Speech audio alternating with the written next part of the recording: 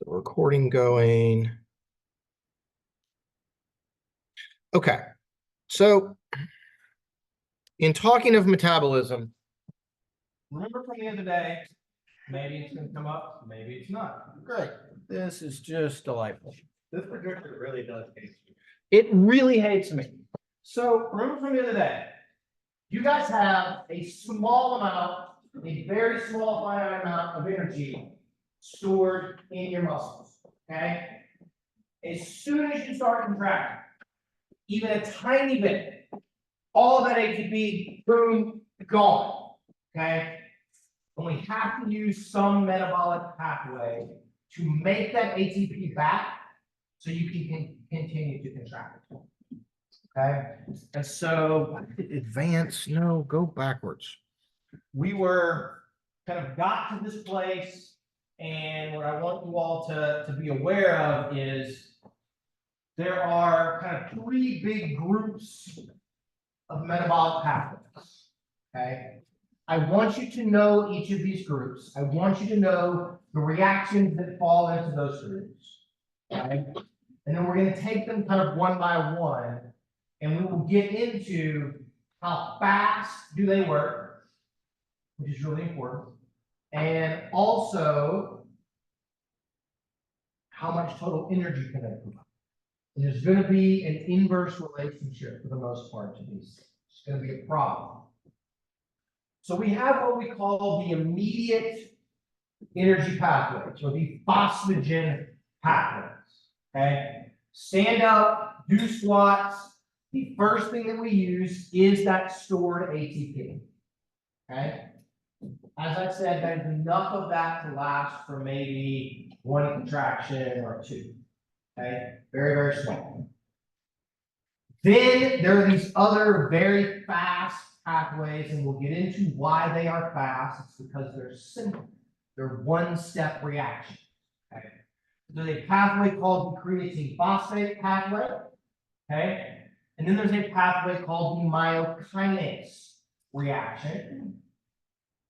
Every reaction that I'm going to show you guys is driven by an enzyme. This is biochemistry. This is how all of this works. There's a specific enzyme that moves the reaction in one direction. So we'll talk about what that enzyme is for the creatine phosphate. We'll talk about what it is for myokinase. Important things to remember is it helps with their speed. The immediate or the phosphagen pathways all occur in the cytoplasm of a muscle fiber. Okay? They're in the cytoplasm. So they're close. They're close to the myosin. They're close to the sarcoplasmic reticulum. Okay? And that's how these things are going to happen. They are also what we call anaerobic. Also what we call anaerobic. Anaerobic means no oxygen. We do not need oxygen to make this pathway work. At no point in the pathway, at no point do we need oxygen. That will become very important as we move along as well. Okay? Okay. The next group is what we call a non-oxidative pathway. It is sometimes called the glycolytic pathway. Okay? It is also anaerobic. And terminology-wise, there may be some differences in how this has been taught to you in the past. Okay? And we'll get into that. But glycolysis, there's not a group here. There's just this one. It's just the pathway that we call glycolysis. It also occurs in the cytoplasm. We'll go through those steps here in a few minutes as well. Okay? No oxygen is used in glycolysis. Some of you guys may have learned that there's aerobic and anaerobic glycolysis. I'm going to show you guys a thing later on. What it really means is what is the fate of the pyruvate that gets made near the end of glycolysis? Does it go into the mitochondria, or does it get made into lactic acid? So it's just kind of a terminology. We'll get there. Glycolysis makes more ATP than the immediate phosphagen pathways. Okay, it's slower. It's slower because there's 8, 9, 10, or maybe like 13 steps in glycolysis. Okay, so it just physically takes longer for it to happen. Okay? The last set of pathways, and I use these terms interchangeably, and I will apologize for that. Okay, but some books call it the oxidative pathway. Okay, other things that I will often refer to as the aerobic pathways. It's really not pathways, it's just the one. Aerobic metabolism, what takes place in the mitochondria. So it's in the muscle fiber, but it's in the mitochondria, okay? And it is going to need or require oxygen, or it will not work, okay? We'll go through all of those steps at the very end, okay? But without oxygen, the oxidative pathway doesn't work. All of the other ones do, okay? All of the other ones do. Okay. You guys with me so far? You remember what I said the other day, at the very end? Y'all are sitting here, you're at rest. Which of these energy pathways are you using right now? All of them. Whoever said oxidative, you're right. You said glycolytic, you're right. You're using all of them. All pathways, all the time. Now, which one, this is a very key thing for us to understand, okay? Which one is the predominant pathway? So which of these pathways gives you the most energy right now? While you're sitting there and you're resting, you're getting most of your ATP that's being remade from which pathway? Oxidative? Oxidative, okay? So what we're going to look at, and what we're going to have to spend some time today and Wednesday wrapping our brain around, is the predominant pathway. Okay? When we say that an exercise is an anaerobic exercise, what we mean is that predominantly the most energy is provided from anaerobic metabolism. When we say that walking or jogging is an aerobic activity, okay, what we mean is that predominantly the most energy comes from that path. All of them are on almost all of the time, and we just need to figure out which one is going to get these kinds of things. Okay. And the hard part about this that I'm going to show you guys in the next slide is that when you start doing something, when you transition from rest to work, to exercise, to muscle contractions, energy demand goes up. Okay, it goes up immediately. And we're going to start changing how much you get from each one of these. And over a period of time, even though the work rate is the same, which one of these is the predominant pathway they switch? And so it's hard to kind of get that concept kind of identified. Okay, so let me show you an example. Here is from 10 seconds to 5 minutes of exercise. Okay, you can pick someone, right? You pick someone in class and say, stand up, jog in place for 5 minutes. Okay. If we do that, you see the 3 lines on here. There's immediate, oxidative, and non-oxidative. And what the graph is trying to show us is at the same work rate, okay? And for all we know, this can be walking, okay? It can be some very kind of reasonable energy demand exercise. What it's trying to illustrate is over time, okay, the contribution of each of our 3 kind of buckets of energy is going to shift. At the very start, okay, so this is the relative energy potential of each system, or the relative contribution. At the start of any exercise, you need ATP right now. So you use stored ATP, and then you use those immediate pathways initially, right? So as soon as I take my first step, That was mostly ATP and creatine phosphate. A couple of steps, still mostly creatine phosphate. I'm getting some from glycolysis, I'm getting some from the aerobic pathways, but they're long, they're slow. So when I need energy right now, it mostly comes from that. But look, we get to about 30 seconds in the immediate pathway, almost no contribution after that. Okay? As it falls, like lipid pathways, glycolysis ramps up. By about 30 seconds until, I don't know, a minute or so, the predominant pathway is glycolysis. Okay? So when you're walking, once you clear the first 30 seconds or so, okay, it's going to be mostly glycolysis. Then you guys will note this lag in the oxidative pathways. By the time we get out to a couple of minutes, oxidative is going to be the predominant pathway. Okay? But glycolysis is still contributing. And so when I say all pathways are active all the time, I really mean that oxidative and glycolysis are active all the time. Once you've used up all of your creatine phosphate and the stored ATP, we get very little contribution from that past those first 30. Okay? Anybody in exercise phys lab class? Y'all done a Wingate test yet? No. Wingate test is you get a resistance on an exercise bike that is 75% of your body weight. And you pedal as fast as you can, as hard as you can go for 30 seconds. It is one of the most miserable experiences of your life. Okay?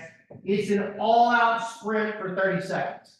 And what you see, though, is you tear ass out, and you're doing great, and you get to about 10 seconds, and it falls, and you get to about 15 seconds, and it's way down, and then it kind of levels off after all that. Because you used up all of your immediate stores of ATP, and you got to slow down enough to where you can match that work rate with energy from basically glycolysis. It's a measure of anaerobic power. It is a miserable test. Absolutely miserable. Okay? But this is what is happening. Any of you guys ever had the experience when you go for a run? Usually not walking unless you're as out of shape as I am. You go for a run, and the first, I don't know, couple of minutes, you feel pretty shitty. And then same pace, it's nice and flat because it's Oklahoma, same pace, and after 5 or 6 minutes, you feel better, right? You feel better? That's because there's this lag in aerobic metabolism. You are making more lactic acid, you are doing things that will end up causing fatigue and making you feel worse in that first little bit of time. And then once the aerobic pathways get sped up and they can provide most of the energy, then you feel better. You wash those other things away. Okay? So this is the real physiology that underlies your lived experience when you exercise.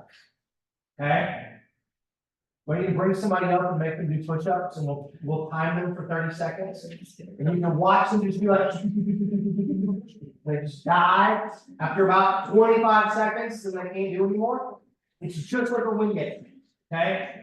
That's because we're blowing through all of this immediately. Okay? Question. Is that like a runner's high? Like after a while when you're No, it's not a runner's. definitely not a runner. Let me say this, like everything else in the world, the runner's high is not a thing. It is not real. It is all in your head, right? It's all in your head. Right? So you're saying every time it's all in my head. You may believe you feel like you accomplished something. There is no scientific evidence that what people perceive of as the runner's high is actually like a real physiological or psychobiological thing, right? You do release endorphins when you exercise, but you release endorphins when you do resistance training. Nobody ever talks about that. I can give you I can give you an injection, or I can give you a thing called naloxone. Pretty sure that's illegal. It's not illegal. We give you, that's what they give people that are addicted to opioids, right? Yeah. It's an opioid inhibitor. I think somebody's overdosed on opioids or fentanyl, we give them naloxone, okay? I give you naloxone, you go run and you still feel the same. You block all the endorphins, you're like, I don't know. I'm not saying that that's not your experience. I'm just saying when we test it in the lab, we don't see it. Okay?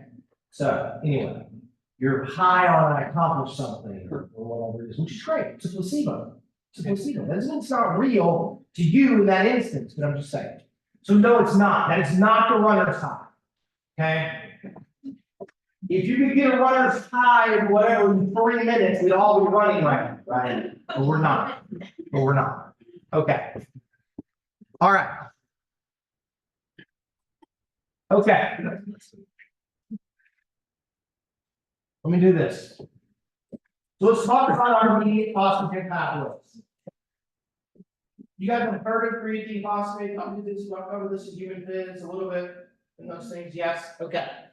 So you have some amount of creatine that exists in your muscles. Okay? That creatine has come from, if you're a bro taking creatine, or if you're a regular person, from eating meat and fish and chicken, right? This comes from regular amino acids. Okay? 98% of all the creatine in your body is in skeletal muscle. Okay? 98% is going to be there. That creatine, while you're resting and aerobic metabolism is predominant, you will essentially store extra energy. You will store a phosphate group on the creatine. Okay?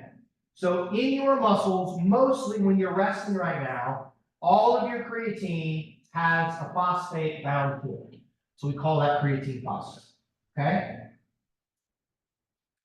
Now, there's a reason that people take artificial creatine. They're not artificial, they supplement with creatine. For about 80% of you, if you load, okay, you take extra creatine via a supplement or by eating, let's say, 2 cans of tuna fish a day, you can increase the amount of creatine in your muscles, and therefore you can increase the amount of creatine phosphate that you have in your muscles. Not by a huge amount, but by a measurable, meaningful amount. Okay? Now, some of you may be thinking, but Dr. Black, don't they take the creatine to try to make their muscles bigger? The answer is yes, but it is not anabolic. Creatine is a way to allow you to store more energy in your muscles. Okay? And so the way that creatine loading actually works from an exercise perspective is that it may let you do one more rep, it makes you work output and provide a larger anabolic stimulus. It's not itself anabolic. When you need energy, okay, when you need energy, or when you use energy, you break down ATP and it becomes ADP, okay? This molecule, ADP, is the molecule that is going to stimulate and drive all of our metabolic reactions, okay? All of our metabolic reactions. When ADP goes up, that drives every one of our reactions to try to make ATP so that we can turn this ADP back into ATP. Okay? So what we do, ADP is floating around in your muscle, so is creatine phosphate. Okay? They bump into each other, and they're in the presence of an enzyme called creatine kinase. Creatine kinase. Then we take the phosphate off of creatine, put it onto ADP, and we have ATP and creatine. Okay? A very simple reaction. One step, one enzyme, okay? Very fast. This is why, as soon as I do like 2 contractions, I burn through my stored ATP, and then I immediately start pulling phosphate off of creatine phosphate. Okay? That's how that reaction works. It's the fastest method of resynthesizing ATP. Therefore, it is in most instances, the first energy pathway that we use. Okay? However, the total amount of energy is limited. You have a finite amount. Okay? Once it's gone, it generally does not come back until you stop exercising. Okay? Until you stop exercising. You got to stop and rest, and then you will begin to resynthesize creatine phosphate. In most people, you have enough creatine phosphate to supply very, very high intensity exercise. So kind of all out exercise for somewhere between 8 to about 15 or 20 seconds. Okay. In most of us, you've got enough creatine to support all out sprinting for about 100 meters. Okay. You've got enough to do, I don't know, a set of 10 or 12 reps on the bench press or squat. Okay. That's kind of what we've got. All right. What's the purpose of the hydrogen ion in that breakdown? What's the purpose? Yeah. It is part of the getting it put back onto ATP. I honestly don't know. I'd have to go back and get the biochemistry book out and look. So don't worry about it. I mean, it's obviously important, but it's not important enough for me to ask you a question about it. It's stomach to me. So, okay. Good question. If someone's loading, can you actually increase that time? Yes. Yes. So, If you load and there is more, then yes, you can increase that time. So in theory, then one more rep. In theory, 1 or 2 more seconds of all out exercise. Okay. So supplementing creatine works, and it does some very sort of important physiological things. It's just oftentimes not what people think it is. It does. So here's the reaction. Creatine phosphate interacts with creatine kinase, splits the phosphate off, adds that phosphate onto ATP, and voila, we get ATP. Okay? Okay. I am now going to illustrate a difficult concept in biochemistry. Okay? Everybody stand up.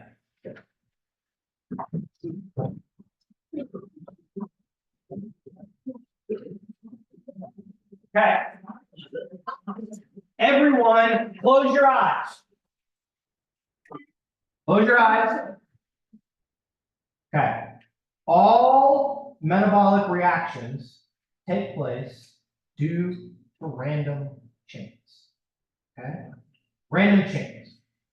So what I want you to do, and it's kind of hard, some of y'all are constrained in some ways.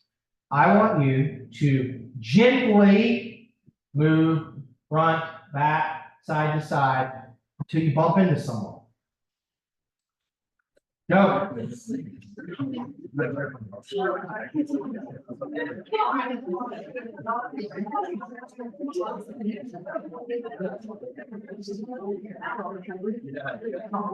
Okay, stop. Now, some of you did not really bump into anyone, mostly because you weren't trying. That's okay. If I wanted, if I wanted to make it more likely that you would bump into someone, what should I do? Yeah. Pardon? That word. Specificity? Yeah. Okay. Should I smush more of y'all into one area? Yes. Okay. Just crowd us like cow. If I want to make it less likely for something to happen, for you to bump into someone, what should I do? Space us out. Space you out. Okay. Now, okay. Imagine some of you are ADP molecules. Some of you are creatine phosphate molecules. You don't know which of you are which. Okay. And then some of you are the creatine kinase enzyme. We have to get this reaction to take place. You guys have to sort of wander around and bump into each other enough, okay, that we get creatine kinase, creatine phosphate, and ADP all to bump into each other at the same time. Okay? How on earth does this ever work? Okay, y'all can sit down. This is why we put things in the cytoplasm. This is why increasing the total amount of creatine phosphate increases the density and the likelihood that that reaction can take place. That concept, guys, what I just showed you guys, that concept drives all of biochemistry. It drives all enzyme reactions. It drives basically all of the things that keep us alive. Okay? We will do this again when we get to sort of the end of glycolysis. But we need to appreciate that concept. Okay? Just keep that in mind. All right. This reaction, I'm going to ask you all to do this on a worksheet on Wednesday. This reaction is controlled by the creatine kinase enzyme, and its rate is controlled by the amount of ADP that is in the cytoplasm. Okay? To make the reaction go, we increase something on one side of the reaction, and it drives us the other direction. Okay? It's basic chemistry. ADP goes up, it drives us the other direction, and it drives us to make ATP and pull the phosphate off the creatine phosphate. Okay? Y'all with me so far? Easy peasy, right? Okay. We're gonna make it more difficult, don't worry. Is it gonna go? Maybe. Okay. Now, let's talk about this idea of resynthesizing creatine phosphate. You may think, like, why do you care about this? Why is this important? Well, one, it's kind of cool physiology, okay? But it's important for us to do this very, very, very quickly. Let me ask you a question. Anybody know off the top of your head, if we were to do 1 rep max testing, okay, max lifting, what is the recommended amount of time you're supposed to rest in between attempts? 2 to 5 minutes. 2 to 5 minutes. Okay, it's a big range. Anybody in personal training, advanced conditioning, something 2 to 5. Okay, what are the other guidelines if you're doing like normal weightlifting? When everybody sits there and checks your social media while you weigh in between your sets, right? 2 to 5 again. Depending on the. Where did those numbers come from? Anybody know? Anybody want to guess? Some smart guy just decreed or woman just said, I think 3 minutes is fine. It's going to be 3 minutes. Done. I'm gonna say someone probably measured like how much energy their intermediate, non-oxidative, and then saw how long it took to resynthesize. That's right. The rest guidelines are driven by how long it takes to resynthesize creatine phosphate. The predominant energy pathway to 1 rep max is stored ATP and creatine phosphate. How long does it take for this to come all the way back? Probably 5 minutes. Okay, right in there. We use aerobic metabolism to resynthesize. So I'm gonna run. I've broken down all my creatine phosphate. Stop. When I stop, energy demand falls. Aerobic metabolism then begins spewing out extra ATP. And I grab the phosphate off of ATP, put it back onto my creatine, and begin to resynthesize that creatine into creatine phosphate. Okay? This is one of the reasons metabolism remains elevated after a bout of exercise. This is one of the reasons why breathing rate and heart rate remains elevated after a bout of exercise. We are resynthesizing creatine phosphate. This is done through something called the creatine phosphate shuttle. There's an enzyme, there's a creatine kinase enzyme that is going to be located in the wall of a mitochondria. and it shuttles phosphate from newly made ATP on and hooks it back onto creatine. Okay? That is how we do all of this. This is why, okay, where is that ATP in anaerobic metabolism being made? In mitochondria. Who has lots of mitochondria?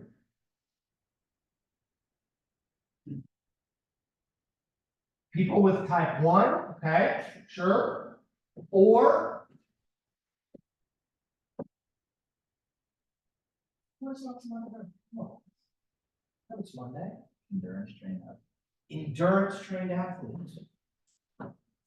People that are endurance trained and have more mitochondria restore their creatine phosphate stores faster than people that are untrained.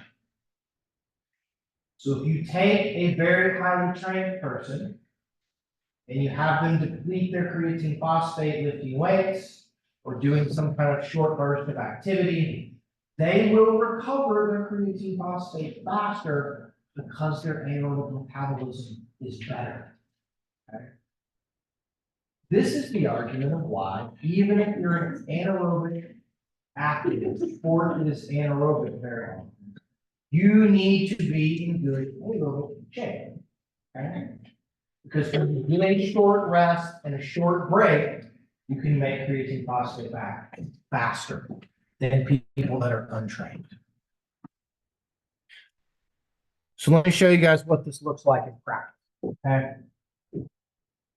What you guys see here, these are data from what's called magnetic resonance spectroscopy. We put people in an MRI machine and we do what's called spectroscopy rather than imaging. Okay. Do y'all use the mass spec and things in dental chemistry stuff here? Right, you can identify things. Anyway, what we are looking for basically is the appearance of creatine. We can identify specifically creatine phosphate in the muscle. So what they do is, you're in there, it's usually going to be like in your calf, and you do some exercise with your calf, you hold, push, and you deplete your creatine phosphate, then you stop, and then we watch it make itself back. Okay, we watch it make itself back. And we look at this slope of increase here, this exponential function on this slope of increase. And what they do then is they test trained people, untrained people, and we look at are there different kind of slopes and rates of how it's synthesized. And I apologize, I cut off the thing, the x-axis on the bottom. This is about 3 minutes or so, right? About 3. Okay. In most people, you guys have a half-life, relatively untrained people, you have a half-life of recovery of creatine phosphate of about 30 seconds. Okay. About 30 seconds. So if you deplete all of it with 30 seconds of rest, half of it has come back. Okay. At a minute, then 75% of it has come back because we've got another. Okay. And so on and so on. So you get out to about 3 minutes to 5 minutes, and you're at like 99% has come back. That's where the rest guidelines for resistance training have come from. It comes from this idea, this sort of understanding of this. Okay. That's what goes on there. All right. Myokinase, pretty similar. Okay. We don't use myokinase all the time. Okay. Myokinase, it's named after the enzyme that drives the reaction. The enzyme is called the myokinase. Sometimes when energy demand is very, very high, you will take 2 molecules of ADP and you will steal a phosphate off of one of them, and you will end up making AMP, so adenosine monophosphate in ATP. Okay. This is in pretty desperate times. Cells in pretty desperate need of ATP. We don't have a lot of capacity to get energy by doing this. We don't prefer to do this very often, but it does happen. Okay. So I want you all to at least be aware of it. It has some small contribution to this. Okay. So you get a little bit extra beyond what you're getting from creatine phosphate by doing this. Okay.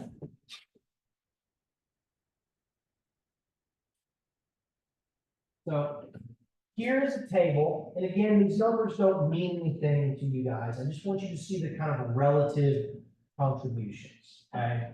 And this is an estimation of the amount of total energy in the body available through the various immediate oxygen systems. You have about two, okay? Two arbitrary units. It's not actually arbitrary, but it's 10 counts for total muscle mass. You have about two, stored ATP of about 2, okay? You have about 4 times that much capacity in creatine phosphate, and then the myokinase is about half what you have of stored ATP, so very small amounts that are going to be there, okay? And so that's why we use up all of that ATP in the first couple of seconds.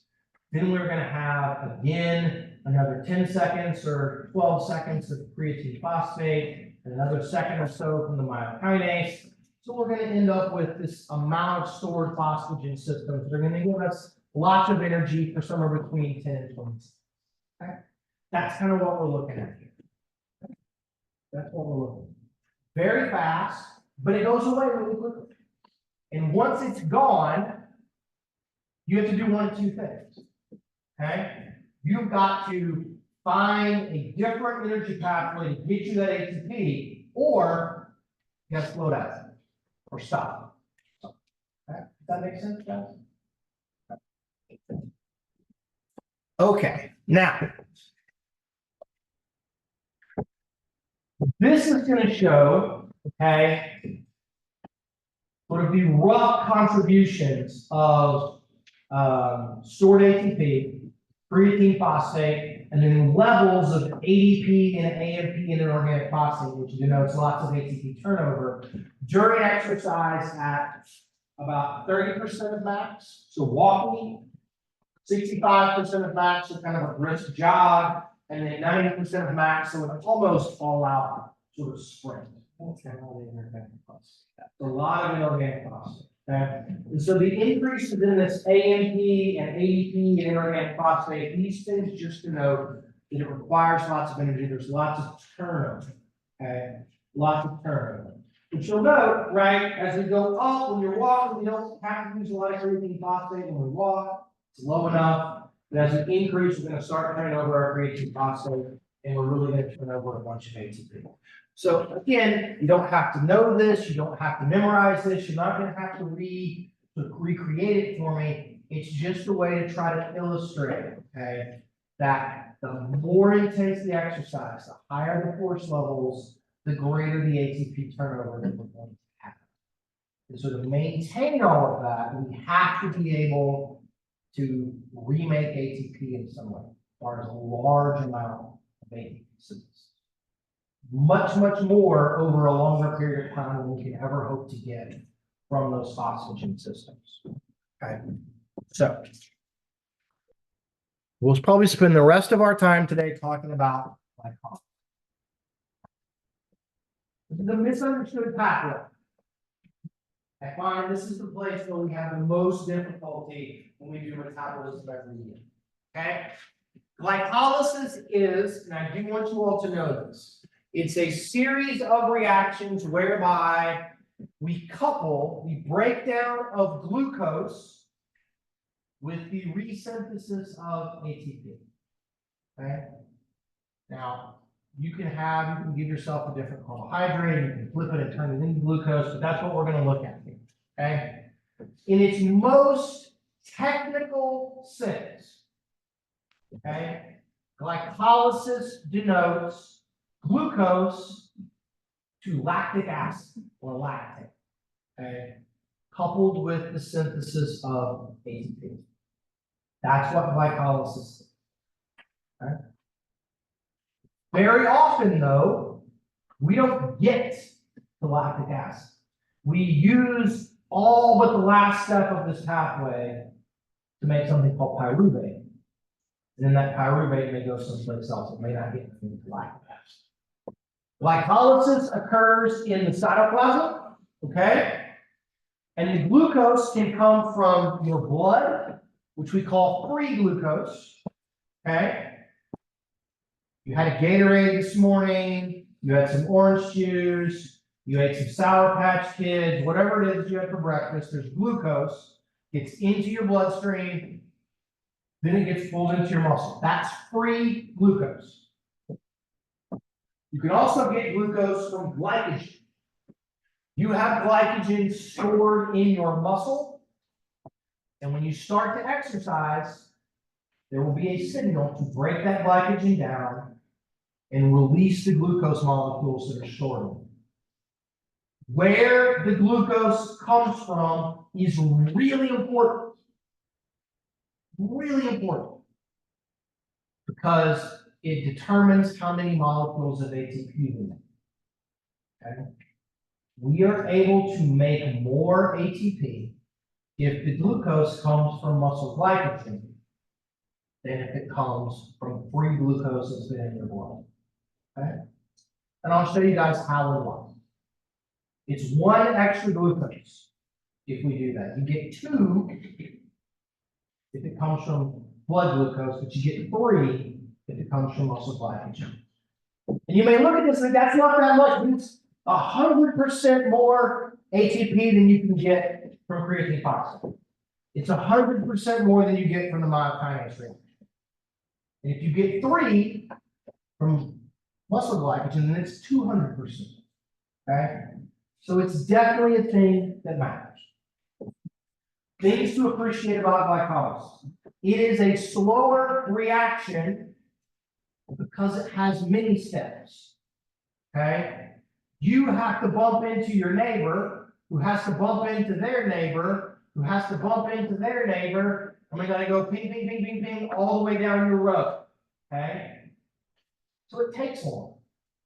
So therefore it's slower, and we're gonna get more energy at the end, but if I need it right now, that may not be the best place to get it.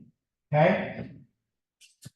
The other thing to remember, energy capacity in the phosphagen system is limited by amount. You only have a finite amount of ATP, a finite amount of creatine phosphate. In theory, as long as you provide glucose, you've got to exercise for a long time to get rid of all of your glucose. Glycolysis is not limited in its capacity by the amount, okay, the amount of glucose that we can put in. It's limited by the fact that when we make lactic acid, it inhibits everything. You can write that down. I will give you some specifics. But with hydrogen ion, the acidity that comes from lactic acid inhibits glycolysis, it inhibits the electron transport chain, it inhibits actin and myosin binding together, it inhibits calcium release from the sarcoplasmic reticulum, it inhibits everything, and it makes your muscles burn. Okay? So what we have to understand is that if glycolysis predominates, we can go for a little while. We can go longer than we can with creatine phosphate, but eventually the end product of glycolysis is going to cause fatigue. Okay? It's going to cause fatigue. It may take a couple of minutes, but it will cause fatigue. All right?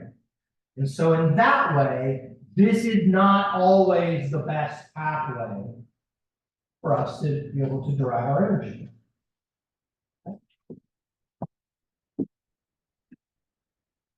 Okay. I have nightmares about this, so I want to share those nightmares with you. This is from my undergraduate biochemistry book. I took undergraduate biochemistry in the fall of 1999. Yes, I'm fucking old. So, I don't think it's changed very much, okay? But what I'm showing you guys here is something called the Embden-Meyerhof pathways. This is glycolysis minus the very last step, okay? glucose to glucose 6 to fructose 6 to fructose 1,6, right? Then we're going to get split. Then we're going to go boom, boom, boom, boom, boom. We're eventually going to end up pyruvate. Okay. 1, 2, 3, 4, 5, 6, 7, 8, 9. 9 steps to get from glucose to pyruvate. There would be a 10th to get lactic acid. So it's a 10-step process. That's why it's slow. Okay. We need to count some carbons. Okay. Y'all count carbons in chemistry? A little bit. What I'm talking about. Glucose has 6 carbons in it. C6H12O6. That's glucose. Okay. It has 6 carbons. Carbons are important because it's going to tell us how many times something can get spun around in the Krebs cycle. But glucose has 6. Pyruvate has 3. So we're going to take a molecule of glucose, and at step 1, 2, 3, at step 4 here, we break the glucose in half, and it becomes 2 3 carbon molecules, which then get further modified down to end up in pyruvate. Okay. All I want you guys to know, glucose goes in, pyruvate comes out. That's 2 pyruvates come out. Okay. Glucose in, 2 pyruvates out. Y'all should clap and applaud me and thank me for not doing all of that. Yeah. In biochemistry, you're going to do all the steps and all the stupid molecular structures and all of those things, what you can see on the outside there, and you want to, like, your eyes start to bleed, and then you want to, you hate yourself, and you like to change your major. I feel like I'm taking us through your PTSD right now. It was not a pleasant experience. No, it was not great. It wasn't great. Okay. I could have had a minor in chemistry if I'd taken one more chemistry class, and after biochem, I was like, I'm done. I'm done. I had organic, I had biochem, like, just done. No more. Okay. And I've never used any of it to this day. I used biochem. I've had organic chemistry, never used organic chemistry in my entire life. Your entire major is a lie. You don't need anatomy. Okay. You don't need organic chemistry. Okay. It's all a lie. Okay. Let me point out a couple of other steps to you guys that are important. Okay.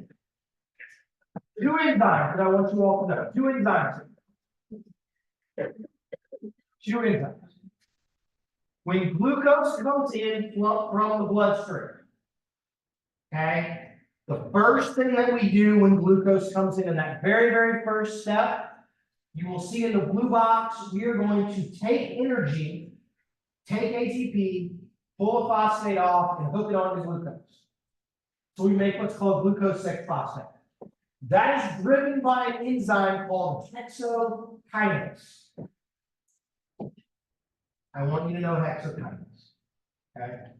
One of the reasons I want you to know hexokinase is because when you do activity, when you train aerobically, hexokinase goes way up. And that helps prevent type 2 diabetes. Okay. Helps to prevent type 2 diabetes. So we put some energy in to our reaction. We're then going to come down and at this third sort of step, okay? There's an enzyme that you also need to know because this is the slowest step in this process. Okay? Going from fructose 6-phosphate to fructose 1,6 bis or biphosphate, we're going to break down another molecule of ATP so more energy goes in.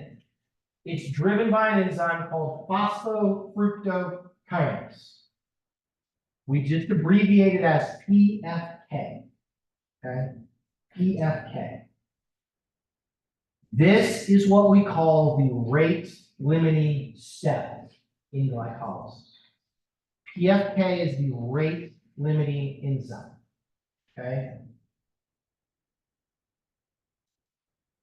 It's rate limiting because it's the slowest of all the steps. The reaction can only go as fast as the slowest step. Okay. In my everyday life, Ellis is the rate limiting enzyme of all things that we want to do. You want to get your car in the morning, she's the slowest step. We can only go as fast as the slowest step. Right? You want to get sleep at night? The Black household, everyone was asleep by 9 o'clock last night. It was glorious. My wife got up at 4 o'clock in the morning yesterday. She walked a half marathon in Little Rock and then drove home. I got back from Georgia and I was on Eastern time for like 2 days, and yet somehow my body didn't adjust. I woke up at 5:30 in the morning yesterday morning and was just awake. So at 9 o'clock last night, we all shut down. Okay. Anyway, that's the rate limiting enzyme. That's your friend who's the slowest person getting ready, right? Rate limiting. You all have that friend. Maybe it's you. Okay. All right. Now, up to this point in glycolysis, we put in, it's cost us 2 ATP molecules. We've used energy so far to break this stuff up. Once we get to here and we split, okay, we split it in half. We're then going to start, as we split, we're going to do what's called a reduction reaction. Okay, we are going to break things apart and we're going to steal electrons. Those electrons are going to get pulled off and they're going to get bound onto what's called an electron carrier. We have 2 metabolic electron carriers that you need to know. One is called NAD. The other one is called FAD. Please don't ask me what the hell NAD and FAD stand for. I'd have to Google it. It's like nicotinamide, adenine, diet, something, I don't really know. It's unimportant. All that you need to know is that NAD is very, very positively charged, and it wants some electrons really bad. So when we split this stuff apart, we break the glucose down. For every one of these, we're going to take electrons and bind them to 2 molecules of NAD. Okay? 2 molecules. Here and here. In the next step, then, as we break these things down, we're actually going to make some energy back. We're going to take a phosphate off of what we put in. We put in to go to glucose 6, and we put in to go to fructose 1,6. We've got 1 and 3, so we've got 2 phosphates here. We're going to pull one off, put it onto ATP. Then we're going to move our way down. We're going to pull the second one back off. Okay? So at the end of all of this, we have made 4 molecules of ATP. We put in 2, we made 4, so we've netted, yay maths, 2. Okay, 2. Plus, we have reduced our electron carrier from NAD to NADH. When you put electrons on the carrier, hydrogens will follow. Okay? Hydrogens will follow. So, breaking glucose down, I make 2 ATP, I've made 2 molecules of pyruvate, and I've reduced 2 molecules of NAD to NADH. Okay? I'm now going to show you how and why, when you get glucose from glycogen, you make 3 ATP. It's very, very simple. When the reason we use the hexokinase enzyme, the reason we put the phosphate on glucose in the very first step is that it traps the glucose in the muscle. It prevents it, it locks the door, and it prevents it from getting out. Okay? So when we break glycogen down, it gets broken down and it comes out of the glycogen as glucose 6-phosphate. So we don't have to put the initial phosphate group on. Okay? So it saves us energy to break down glycogen. Okay? So that's one of the reasons we skip the first step. So we Glucose, skip hexokinase. we skip hexokinase if the glucose comes from muscle glycogen. Okay? And that's why you can make 3 ATP rather than 2. Okay? So it comes in at a different step in the process. Okay. Now comes the most difficult thing we will do in all of class. Okay? Is what I think is the most conceptually kind of difficult and tricky thing in all of class. What happens to the pyruvate? Okay? What happens to the pyruvate? Okay? We're gonna do an example. I need some volunteers. We get some volunteers. I need a few of y'all. Some. Couple. We got 2. Can I get like 3 more? It's always one. Okay, Zach, stay over there. We're gonna go there. Charlie, go over there. Okay. Your name is Chloe. Chloe, come here with Bernie. You guys all confused me. 80? Yeah. Yes. Let's go. All right. What about the one other? What about far right? Zach. Okay, just making sure. Okay, all right, so Chloe, Hayden, and Fernie are, y'all are glucose molecules. Y'all come squeeze in here, squeeze in. Glucose. Zach is a mitochondria. Okay, Zach's a mitochondria. Skylar, you are an enzyme. Okay, and you are an enzyme called lactate dehydrogenase. Okay, we have taken our glucose molecules and we've made them, I'm actually like wave some pixie dust over their head.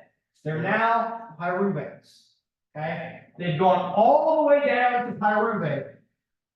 And here's the most difficult conceptual thing to me in a lot of physiology, which is the whole idea of how do we figure out, are these pyruvate molecules going to be broken down further in aerobic metabolism? They're going to go to Zach in the mitochondria, or is Skylar going to grab them and turn them into lactic acid? And they're going to go that direction. Okay? So how do we figure out where they're going to go? Is there oxygen?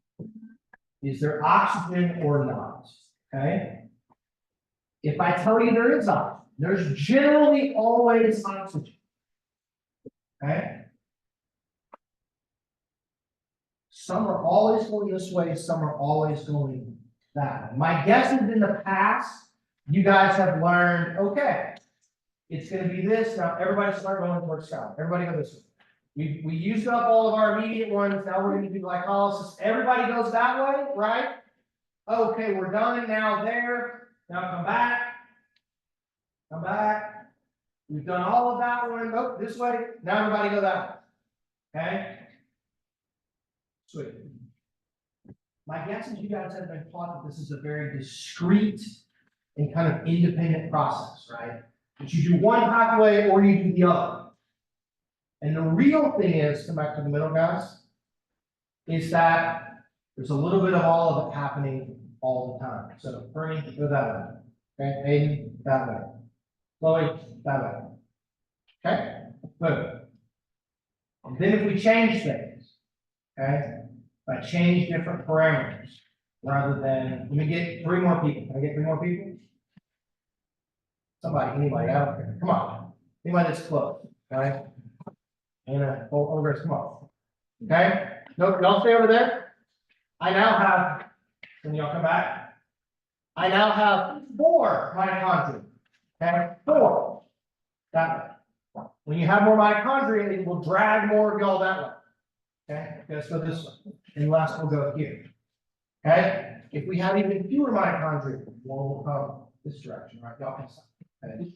Thank you. Y'all go sit down. So we'll talk about you and I got a couple of minutes, okay? This is what we're going to try to hone in on Wednesday. Okay?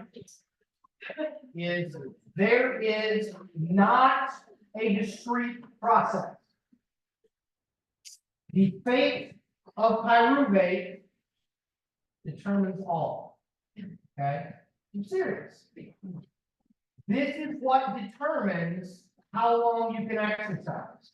This is what determines at what pace you can run or bike for some period of time. Okay? How the pyruvate goes either into lactic acid or into the Krebs cycle determines how much energy, extra energy we make. And therefore we lose it. Okay? And it's this balance, it's this push-pull of where the pyruvate goes that we're gonna have to get into. Okay? All right, we'll go ahead and stop here. All right, go ahead and stop. A couple of things, guys, a couple of things. Remember, test next Wednesday. Okay? 2. If, and I'm sure some of you are in this boat, if I don't have your test in my hands today, you're getting a 0.